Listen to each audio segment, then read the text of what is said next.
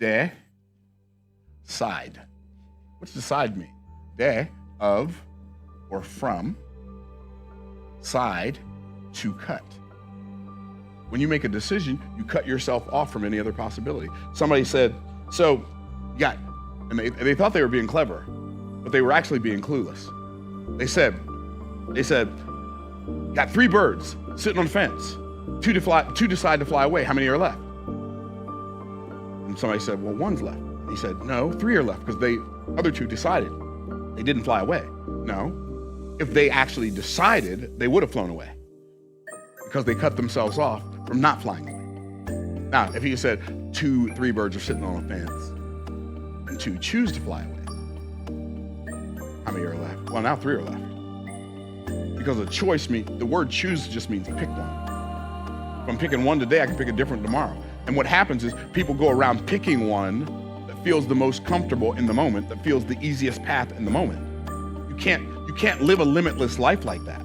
People who go out and change the world, they literally have a reality distortion field that is so big that it doesn't matter that other people tell them it's impossible. David's brother said, oh, what are you doing down here? You just came down to see the battle. We know your pride and the naughtiness of your heart. David said, what have I now done? Is there not a cause?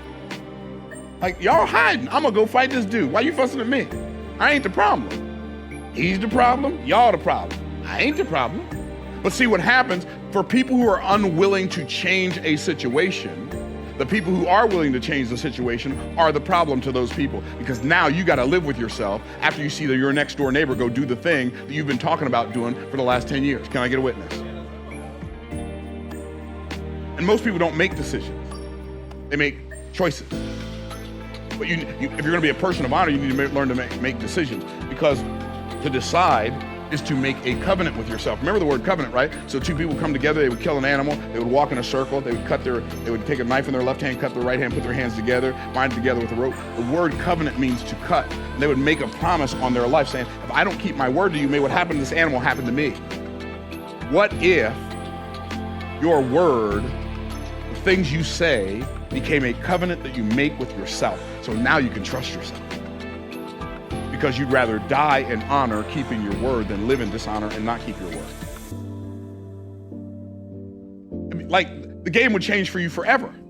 Because now you don't go through life sticking your toe in the water that could elevate your ship and take you to a place you've only dreamed of in the past. You don't stick your toe in that water anymore. You dive in the water, and then you start building your ship after you're in the water. You figure it out on the way. And so, if you're gonna have a limitless life, the first thing you need to do is you need to have a very determined and clear focus. Now, by the way, everybody focuses. So here's the difference between people who succeed and people who fail. People who succeed, so success goes on this path. People who succeed, they focus on intention. Which means I decided in my autonomy what I'm gonna focus on. I didn't have somebody else decide that for me. I don't go to the restaurant and I say, hey, they say, what would you like to order? I don't know, tell me what's good. No, I already know. When I go to the restaurant, I bring my appetite with me and I know what I want to eat. And I don't want the server telling me what they like, because I might not like this. I mean, there are people who like stuff I don't like. There are people who like lima beans. She might like lima beans. And then she might say, the lima beans are great. I don't care how great the lima beans are. I don't want the lima beans. So, but people who fail, they're focused. But guess what they focus on? They focus on distraction. Literally, the difference between success and failure is people who succeed focus on intention. People who fail focus on distraction. And what's really interesting, it doesn't matter in which direction they look, they're still focused on the same thing. The person who succeeds, they look back to the past. Guess what they see? They see intention. Oh, that thing happened to me to get me ready for the thing I'm now doing. That thing happened to me to get me ready for the thing I'm going to do. So I'm not a victim. I am not a victim of the thing that happened in the past. I'm a product of the thing that happened in the past. What our focus on the future determines our actions in the present. So, I'm gonna tell you something now.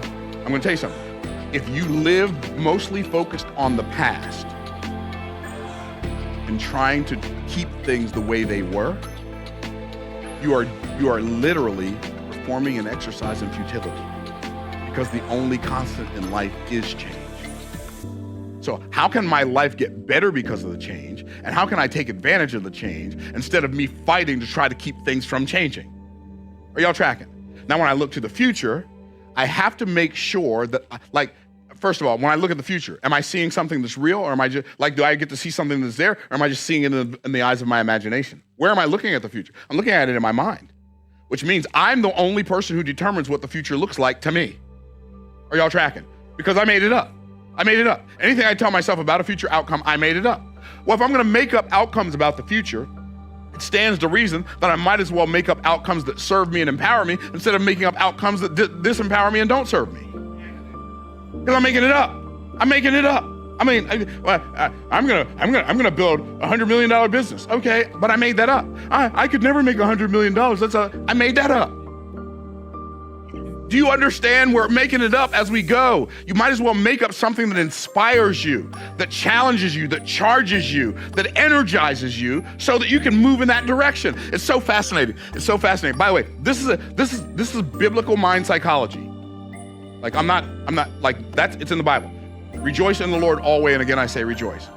That's one of the most redundant verses in Scripture. Re means to do again. So it says rejoice, again have joy in the Lord, when? Always. And again I say rejoice, and again I say again have joy. Why does he tell us to have joy?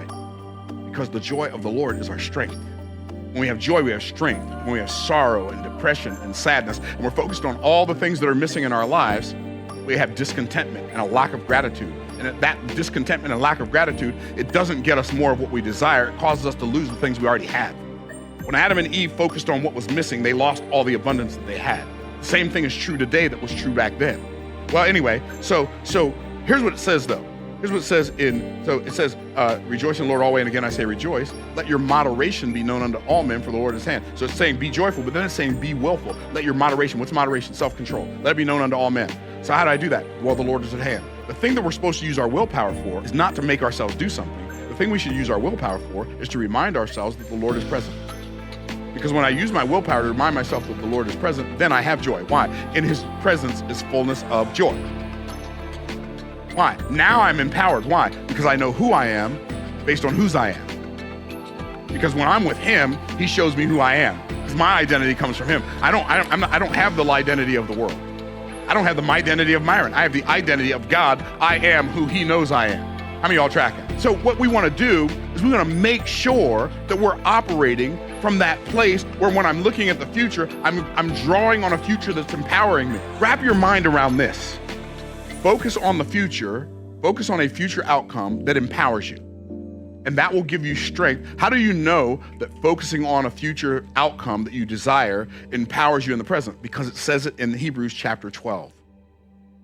Wherefore, seeing we are compassed about with so great a cloud of witnesses, by the way, that's not talking about people up in heaven watching us. It's talking about their testimony to us of the benefits of having faith, whether we experience the benefits of that faith in this life or whether we don't, because it says some having died in faith, not having received the promise, right? So we know that everybody having faith does what faith does. Faith makes my life better. It doesn't always make my circumstance better. Just know that, okay? And we've all believed for somebody being healed and that person wasn't healed. We've all believed somebody was gonna be healed and they died. We've all had that experience. Why? Because it is appointed unto man once to die, and after this is judgment. God is sovereign. And there's no prayer I'm gonna pray opposing the will of God and it's gonna be answered with a yes. Okay, so just understand that. So when I look to the future, wherefore we're seeing we are compassed about with so great a cloud of witnesses, let us lay aside every weight. Guess what that word weight means? It means burden. So I'm supposed to put down every burden and what? Lay it aside every weight and the sin that does so easily beset me. What's the sin that does so easily beset me? The sin of doubt. Because the whole chapter leading up to that was talking about faith. So the sin that so easily besets me is the sin of doubt. Beset means to stop. So the sin that stops me is doubt. And then it says, so how do I do that? How do I put down the weights? How do I lay aside the sin that does so easily beset me? I do it like this. Looking unto Jesus. That's what it says next, right? The author and finisher of our faith. Now, that's not the key in that passage. You want to know the key in that passage? Looking unto Jesus, the author and finisher of our faith. Here's the key. Who for the joy that was what? Set before him. That gave him the ability to endure the cross of his present, despising the shame, and is now set down on the right hand of the throne of God. So Jesus himself, the scripture says, he focused on the joyful anticipation of the outcome he desired more than the current pain of the present circumstances. And when I learn to intentionally focus on the joyful anticipation of the outcome I desire, instead of the anxious apprehension of the outcome I don't desire, then I have power to endure. So focus. I'm going to give you the other two. I don't have time to go into them right now. Faith and follow through. So faith is not, see, one of the reasons your faith is so wavering because you have faith in faith. You need to stop having faith in faith and start having faith in the one who is faithful. You need to start having faith in the God who cannot lie. And then operate as if everything he told you is truth. Not just true, but truth. There's a difference between what's true and what's truth. What's true is Myron's in Tampa. That's true, but it's not truth. Because later this month, I'll be in Orlando. I'll no longer be in Tampa. What's truth cannot change. So God cannot lie. And if he said something, it is what it is. And so here's what I'm going to end on. Here's what God told me in his word. He didn't whisper it in my ear. It was in the book. Psalms 1. Blessed is the man that walketh not in the counsel of the ungodly, nor standeth in the blessed man that walketh not in the counsel of the ungodly, nor standeth in the way of sinners, nor sitteth in the seat of the scornful. But his delight is in the law of the Lord, in his law, in his principles, in his promises, in his precepts, in his practices, in his law doth he meditate day and night. He shall be like a tree planted by the rivers of waters that bringeth forth his fruit in his season. His leaf also shall not wither. And whatsoever he doeth shall prosper. Prosperity is a Bible word. It comes straight from God, and I love prosperity. God is a God of abundance.